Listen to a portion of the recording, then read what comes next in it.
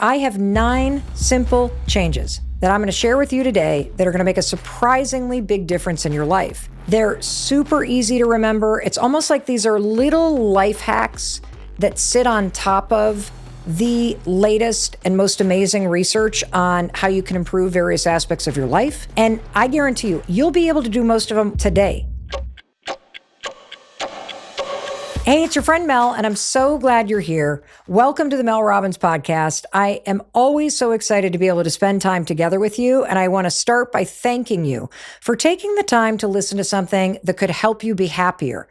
Today's conversation is absolutely going to do that. And if you're brand new, I also want to personally welcome you to the Mel Robbins podcast family and say you are listening to the perfect episode because I have 9 simple changes that I'm going to share with you today that are going to make a surprisingly big difference in your life. And what I love about each one of these 9 simple changes is that each one of them has its own kind of little fun way to remember it. And I'm going to teach you the little tricks to remembering these things. And what's also really awesome about these 9 simple changes is that each one is a way that you can apply the latest research in an easy way to your life. And the fact is, there are lots of episodes that you and I do together where we get to sit with the world-renowned leading experts on topics ranging from neuroscience and habits and health and happiness and relationships. And they go so deep on a specific topic. And there are a lot more of those kind of episodes coming up that you're going to be able to listen to. But one of the things that I often struggle with is what to do with all that knowledge. Like, it's so exciting to learn this stuff, but oftentimes I'm left wondering, well, how do I remember this study?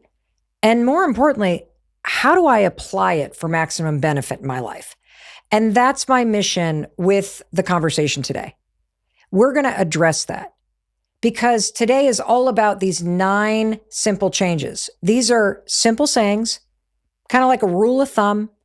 They're super easy to remember. It's almost like these are little life hacks that sit on top of the latest and most amazing research on how you can improve various aspects of your life. And I guarantee you, the second you hear me explain each one, you're going to be like, oh my gosh, that makes so much sense. Why did I not think about it that way? And you're also going to go, thank you, Mel, because the way that you just explained it and that simple little saying that you gave me, now I can remember it. And if I can remember it, I can apply it. And not only can you apply it, you want to know how simple these 9 changes are? You'll be able to do most of them while you're listening. And the ones that you can't do while you're listening, you'll be able to do them today. That's how easy and impactful this is going to be. So let's just start with the very first little change that you're going to make. I want you to start repeating that phrase that my grandma used to say to me to yourself. Whether you think you can or can't, you're right. And let's unpack that because there is so much power packed into that one little sentence. Whether you think you can or you can't, you're right. And I'm going to give you an example. Let's say that you're in a situation where you would really love to get a better job. I mean, who doesn't want to get paid more? Who doesn't want to work somewhere where they feel valued and they're having fun and they're making a difference? If you think you can't get a better job, are you going to apply? Nope. Are you going to do the work on your resume if you think, well, I can't get a better job? Nope, you're not. Are you going to network with your parents' friends or reach out to college friends so that you can get a better job? Not if you think you can't. Are you going to update your LinkedIn profile? Nope. Why? Because you think you can't. That mindset of thinking, I can't do that, stops you from taking action. And if you stop yourself from taking action because you think you can't do that, you're right. You can't do that. The mindset itself is what's stopping you from taking the actions that are going to get the result that you want. Now, let's flip it, okay? If you think you can get a better job, now what happens? Now you're opening the door to optimism, to hope. If you think you can get a better job by trying, you're going to want to try. You have a reason to try. You're going to feel more resilient. And that's an example of a simple saying that packs so much research around mindset and psychology into something that you can say to yourself over and over and over again. Because if you say to yourself, if I think I can, or I think I can't, I'll be right. One thing that you say, if I think I can, creates a mindset where you try. And when you try, that's what matters, because it's all in the trying that you create the results. And so here's how you apply this first little change so that you create surprisingly big results in your life. Just start telling yourself, I can do that.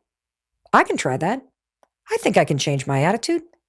I can improve my relationship with my spouse. I can get in better shape. I can learn this AI coding thing if I wanted to. Because if you think you can, you'll be right, because you're going to be more likely to try. You're going to open up the door to all kinds of opportunities, because now, just through that small, little, tiny shift in your mindset, I think I can, you will make the effort. So remember, the first tiny little change that creates a surprisingly big difference. We're talking domino effect here. Whether you think you can or you think you can't, you're right. So by gosh, you better tell yourself you can. Now let's go right in to the second little change that I want you to make. And honestly, I can't believe I didn't stumble into this one sooner. And I don't even know who to give credit to for this, but we're just going to take it and run with it. So the little change number 2 is this. If you want to get 8 hours of sleep, spend 9 hours in bed. What the heck? That is so obvious. If you want to get 8 hours of sleep, spend 9 hours in bed. Do you know, I've spent my entire life thinking about getting 8 hours of sleep. I have been missing the obvious the entire time, and I bet you have too. Why did I not think about this? I mean, this is so kind of like one of those things. It's like, duh. You know, I'm the kind of person that if I think, okay, I want to get 8 hours of sleep tonight, I literally climb in bed at 10 o'clock at night, and then I set my alarm at 6 a.m. That's 8 hours. Do I get 8 hours of sleep? No, because it takes time to fall asleep. In fact, one of the world's most renowned researchers in the science of sleep is none other than Dr. Rebecca Robbins at Brigham and Women's Hospital right here in Boston, Massachusetts. It's one of Harvard's many hospitals in the Boston area. This is what she told me about the average time that it takes for someone to fall asleep. We think that we just should be able to crawl into bed and flip our brains off like a switch. Wrong. Sleep is a process. And so falling asleep actually takes time and more than a lot of people realize. Even a healthy sleeper with no problems should take about 15 or 20 minutes to fall asleep. I mean, 15 to 20 minutes on average if you have no problems. And when I was mentioning this little simple change, you want to get 8 hours of sleep, you better spend 9 hours in bed. My friend and one of the producers on the show, Amy, she looked at her kind of sleep data and she's like, well, no wonder I consistently track at 7 hours, 35 minutes. Why? Because like you and like me, she's climbing into bed at the exact time she thinks she needs to fall asleep, and then she sets her alarm for 8 hours later. And we're not doing that anymore. You and I, we are making a little change that's going to have a surprisingly big impact.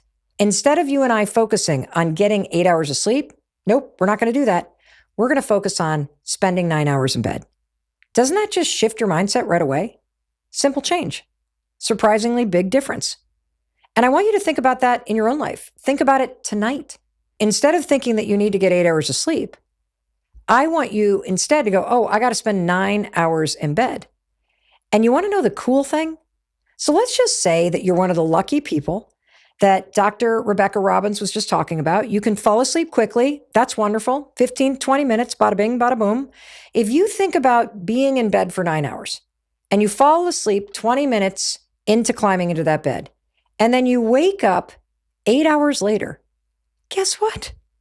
You got 40 minutes to spare, and you're now getting up even earlier than you thought. I mean, this is such a win for such a simple change. I just freaking love this. And while we're on the topic of sleep, I've got another little change that will make a huge difference in the quality of sleep and your ability to fall asleep. I call this the 5-10-20 rule. I'm going to break it down in a minute, but this relates to all of this research that's out there right now about getting light exposure first thing in the morning, and how if you get up and you get outside right away and you get exposure in your eyeballs right away, it resets your circadian rhythm, and that helps you sleep at night. Now, all this research is super duper exciting, But the second that you hear, okay, the moment you get up in the morning, one of the best things that you can do in order to get a better night's sleep at night is to get yourself outside and get those UVs into your eyeballs. If you're like me and you hear this research, you want to do it, but then you immediately have questions. You're like, how long do I need to be out there? What if it's raining? What if it's cloudy? What if I can't get outside? What do I do? How much light is too much light? How am I supposed to remember all this stuff? Simple. All you need to remember is that the research says in order to sleep better at night, I got to bank some sunlight first thing in the morning. I got that. That's why you're going to think of the 5-10-20 rule. Because when I hear 5-10-20, I think about getting cash at a bank. And when you go to a bank and you get cash, they give it to you in 5, 10s, and 20s.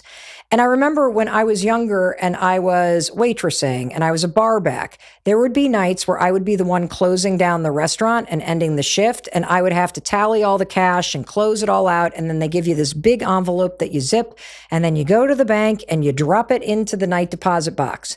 And so 5, 10, 20, which is what was in that envelope. So when I would drop it off into the night deposit box, that was what was going into the bank. And for you and me, we got to bank either 5, 10, or 20. And here's how this works. If it's sunny outside, you need to be outside for 5. You got to bank 5 minutes. If it's cloudy, can you guess how much time you need? Bingo. Look how smart you are. 10. That's right. Give yourself 10 minutes outside if it's cloudy. And if it's rainy, how long do you think you need to be out on your porch? Boom. You got it. 20.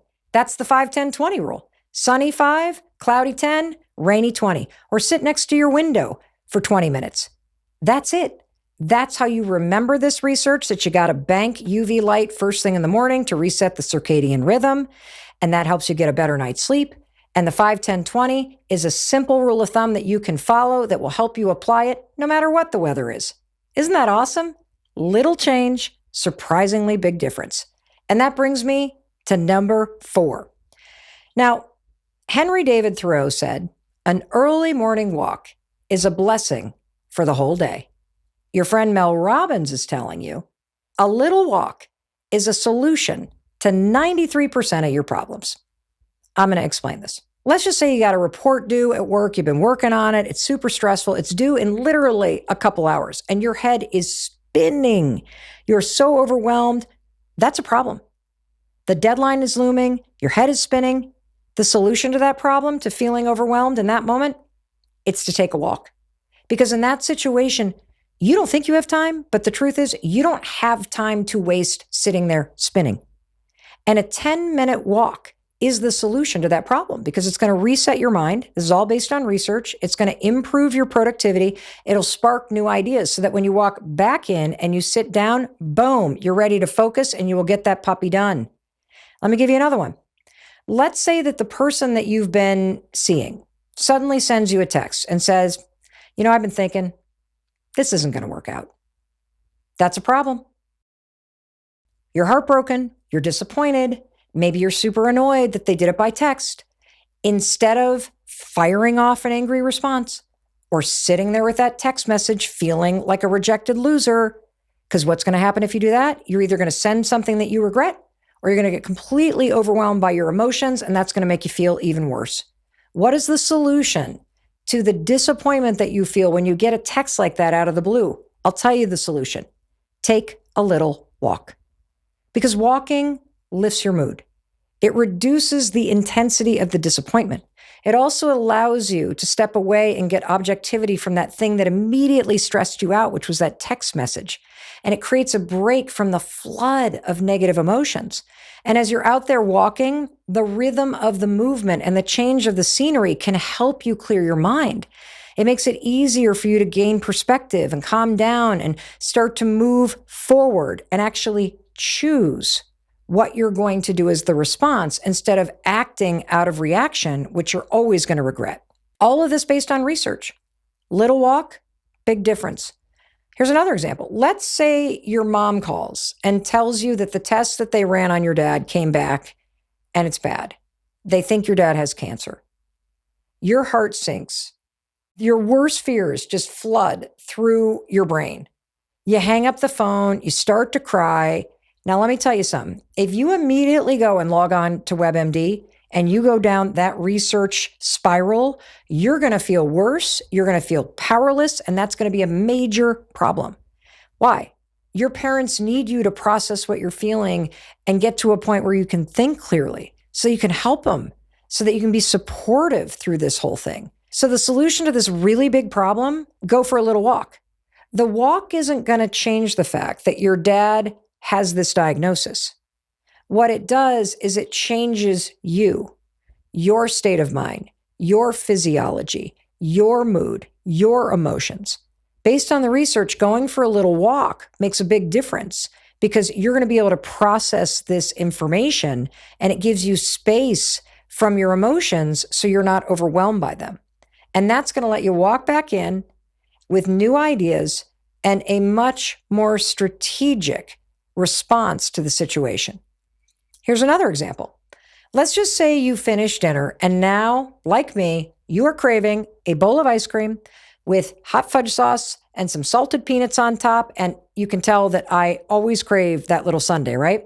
Well, that can be a problem, especially if you've made a commitment to eat less sugar and lay off the desserts every night. So the solution to that problem of when that craving hits, go for a little walk. Why? Well, studies have found that a 15-minute walk curbs cravings for chocolate. It reduces the amount of chocolate you even eat in stressful situations. Other research shows that going for a walk after dinner not only helps you reduce stress and helps you digest, but it also helps you process insulin. How freaking cool is that? Who knew a little walk could do so much? Here's another one.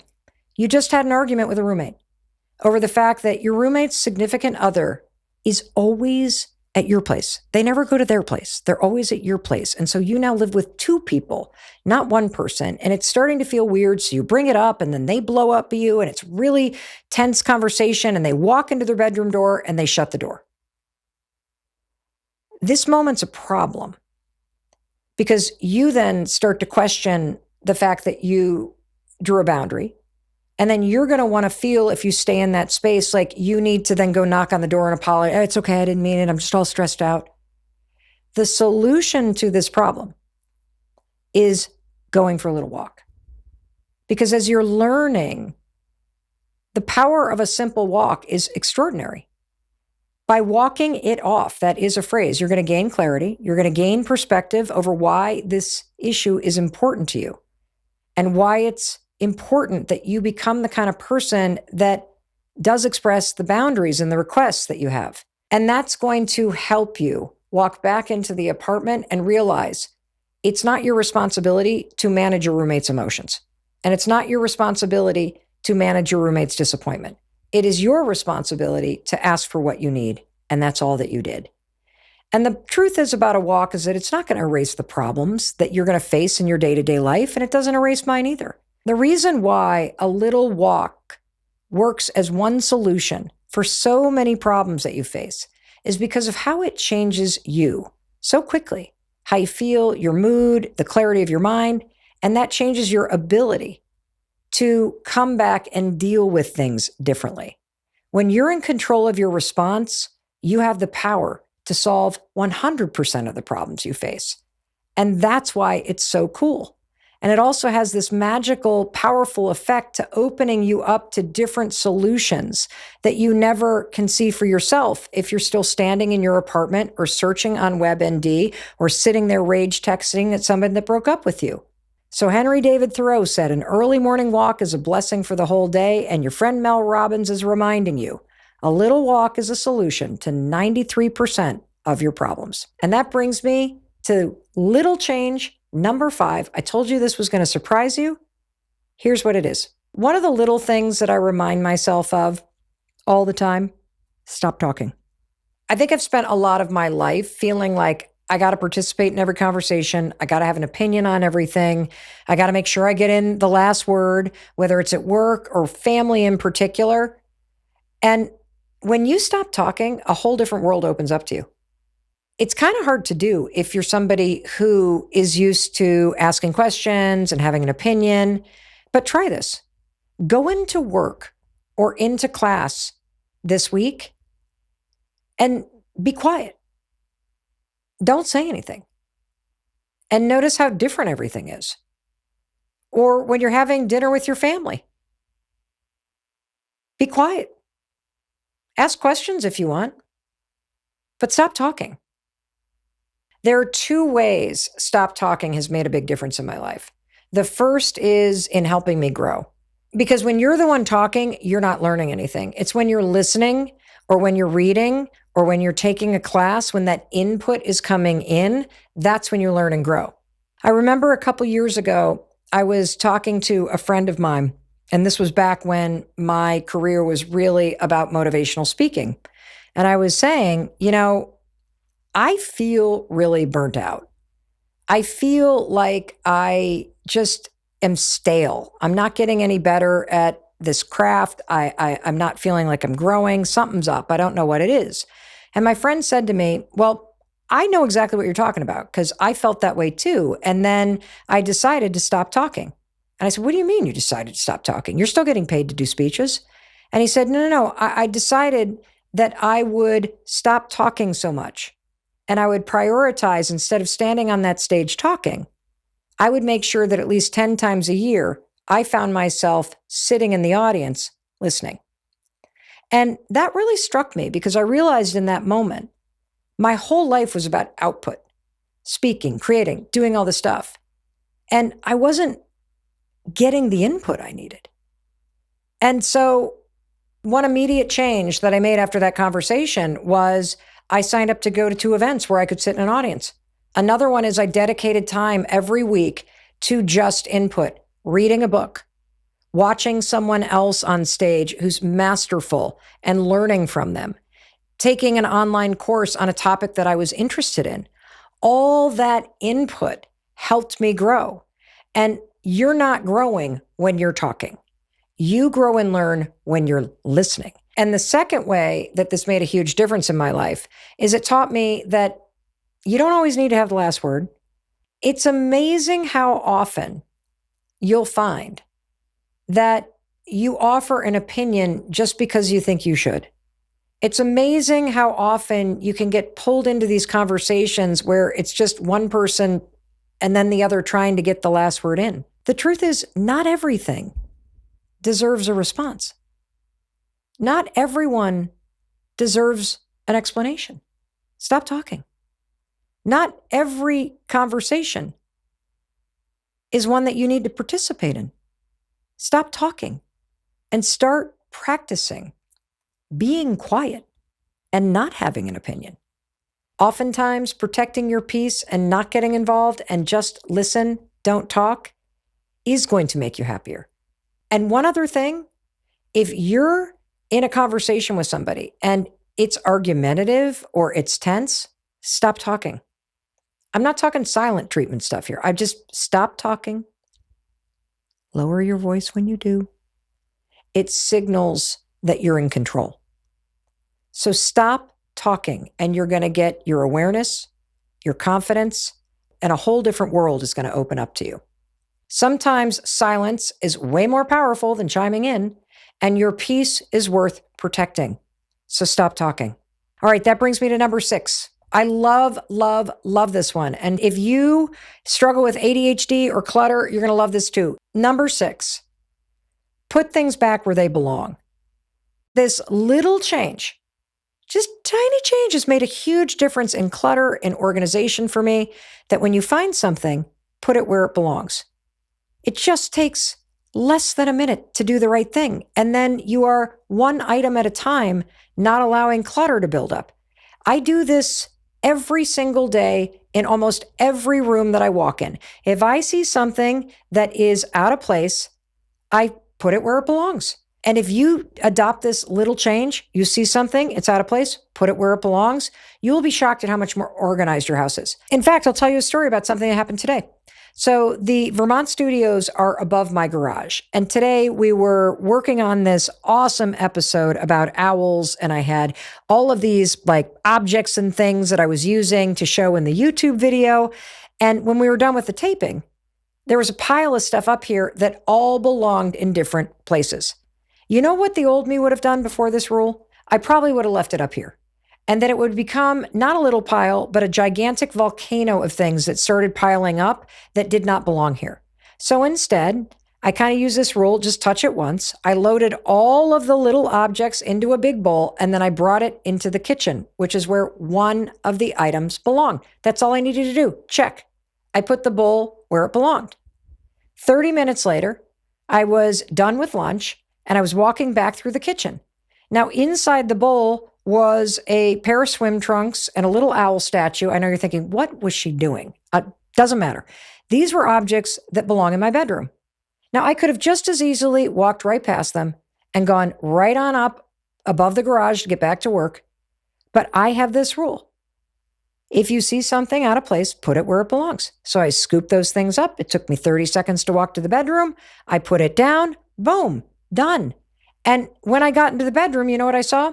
I saw a shirt that was on top of my bed. And the shirt was there because I couldn't find my eye mask last night because somebody didn't put it where it belongs. I have no idea where it is. And so last night I used a t-shirt as an eye mask. And so when I woke up, I made the bed. And if you've ever used a t-shirt as an eye mask to block the light while you sleep, what happens? The t-shirt actually rolls off your face in the middle of the night and gets trapped underneath the pillows. And so I made the bed, but I didn't find the t-shirt. I came back in and the t-shirt was on top of the bed. I don't know if Chris put there. I don't know why it was there. The old me would have taken that t-shirt and tucked it under the pillows. Does it belong there? No, it belongs in the closet. So simple change. You see something out of place, put it where it belongs. Picked it up, fold it, rolled it, tucked it in the drawer. 10 seconds later, boom. I love that. Don't put things back where you found them, because that would have meant tucking that thing under the pillowcase. Put things where they belong. It takes 30 seconds. It'll make you feel so much more organized. And on top of it, it is an incredibly little change that makes an enormous difference. And I bet as you're listening, whether you're sitting in your car or even walking or you're at home, if you look around, there is something around you that does not belong in the room that you're in. Put it where it belongs when we're done with this episode. That brings me to the 7th little change that makes a surprisingly big difference. Wait a week. If you're the kind of person who's impulsive with your money, like I used to be, wait a week. And the principle here is this. Wait a week means you're giving yourself a cooling off period. Because the truth is, you're always going to be excited by the idea of buying something that you don't need and that you don't have the money for.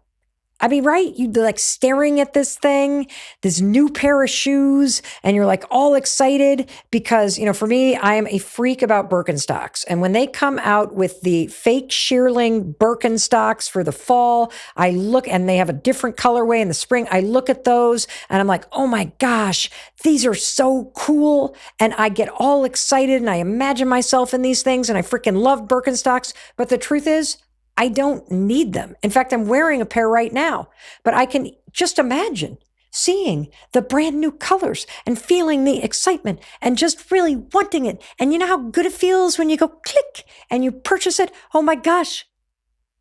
If you don't need it or you can't afford it, wait a week. And the fact is, if you can't afford to buy it twice, then you can't afford to buy it once. It's kind of another rule of thumb. But the main thing that you and I are struggling with is the shocking amount of useless stuff that we buy on impulse that we don't need. Because I don't know if you've noticed this, but why is every social media platform now a 24/7 online shopping network? Like there is so much stuff in your face to buy that this wait a week thing, holy cow, has it saved me from so many shop now, tap, click, let's go purchases. So if you see something that you want and it's more than $100, wait a week. This is genius because you're not saying, I don't need that, I can't afford that. You're not shaming yourself. What you're doing is you're being smart. When you say, wait a week, you are rising above your emotions and you're not allowing your excitement and the thrill of the buying and the distraction and the immediate gratification to lead you to doing something that you either can't afford or that you don't need or that's just dumb. You work hard for your money. Why be stupid with it? I'll tell you what, wait a week, little change. Surprisingly huge difference. And I wish I could pull up my Amazon shopping cart right now because it is full of things that I've gone, boop, put in cart, but I'm going to wait a week. They've been sitting there for months because once the initial, I need that thing that just popped up is gone, you realize you don't need it, or you don't want it, or you can't afford it, or that you're not that stupid to waste your money that you've been working really hard to make on something dumb like that. And it's going to save you money. It's going to make you smarter, and it's going to help you rise above the emotion and the algorithm and the way that this stuff is in your face all day. Wait a week, and I promise you, you will see a big difference. And that brings me to little change number 8. Have you ever heard that eyes are the window to the soul? Shakespeare said that. They are also a way to holding eye contact with somebody. Here's a little trick. I love this. The next time you're talking to someone, notice the color of their eyes. It is the easiest way to train yourself to practice eye contact. This little change, noticing the color of someone's eyes, has made a huge difference in my life because holding eye contact was something that I used to struggle with. It's actually a super common symptom of ADHD to kind of look around or look up when you're thinking. And for a long time, I was so self-conscious about the fact that, I'd be trying to look at somebody in the eyes and then my eyes would dart left or right. And I was self-conscious about it because number one, I thought it was disrespectful. And number two, there is this myth that when someone is looking away, they're lying to you. And so I would catch myself looking away and then being like, oh my gosh, they're going to think I'm lying. Looking at someone's eyes and noticing, like really noticing the color of their eyes, it not only helps you to make eye contact, but it gives you something that you can truly appreciate and compliment about somebody else. Because if you truly take the time to notice someone else's eyes, the color is so unique and mesmerizing and different. You don't want to be creepy about this. You don't need to like death stare at people, but it also like, gosh, you've got amazingly cool eyes. Are they hazel or are they green? Wow. It's just something you can compliment people on. And the more that you do it, the more comfortable you are holding eye contact with someone, which is a display of confidence. It makes you be more present with people. Research shows that holding eye contact while you talk and kind of nodding a little bit displays that you're listening and that you care about what the person's saying. And so this isn't just something that's polite to do. It demonstrates something about you that impacts the way the other person thinks about you, the quality of the connection, the reputation that you have. It's really a little change that has a surprisingly big difference in your life. And that brings me to the final little change, number 9. And it's smile. Yep, smile. The research on just forcing yourself to put a little smile on your face is shocking. And look, if you're in a massive breakdown or your fiance just called off the wedding or you're grieving or you feel depressed, you don't have to force yourself to smile. You should feel what you need to feel. But for most days, a little change that makes a surprisingly big difference is forcing yourself to smile. And let me tell you why.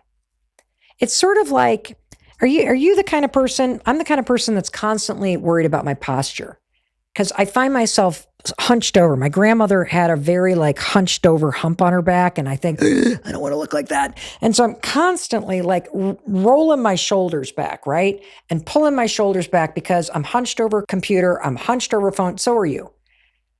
A smile is the same thing only for your face and your emotions. And I am shocked now that I am focused on this little daily change. Just, as you're listening to me, practice pulling your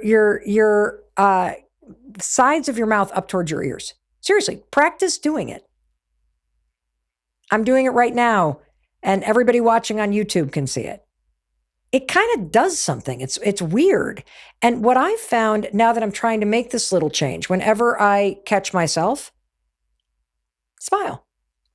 It's shocking to me how often my facial expression is in resting you-know-what face. I'm like frowning or I'm serious and I look mad. And I want to tell you a little bit about the research related to making yourself smile, because I was surprised to find out that happiness researchers have been at battle over whether or not a smile actually scientifically can make you happier.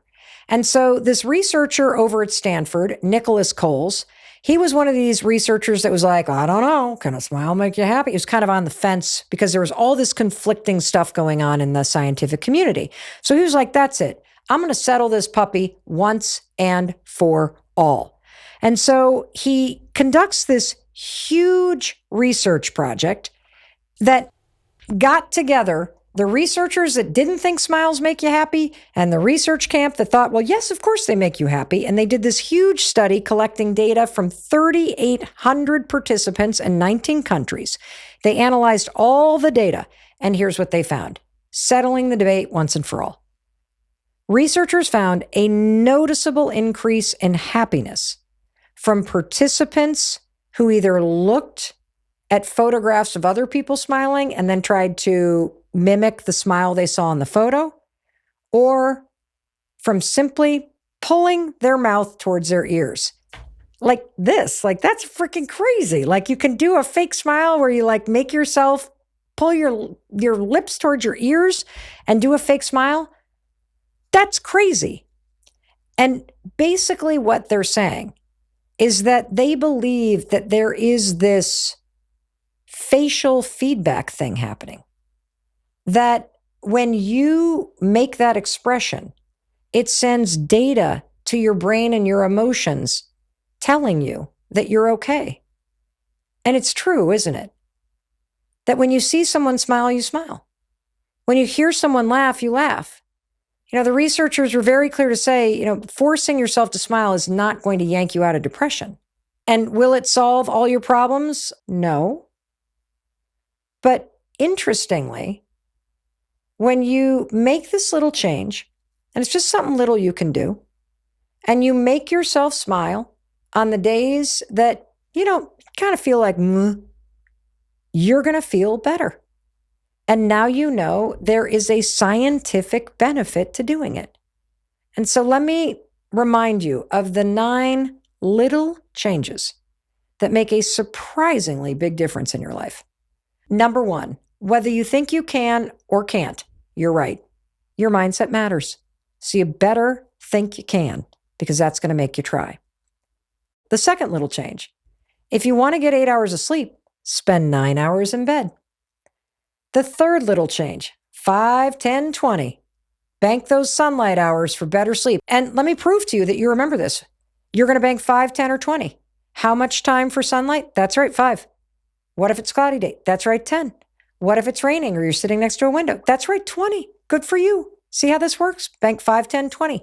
The fourth little change you're going to make is remembering that a walk is a solution to 93% of your problems.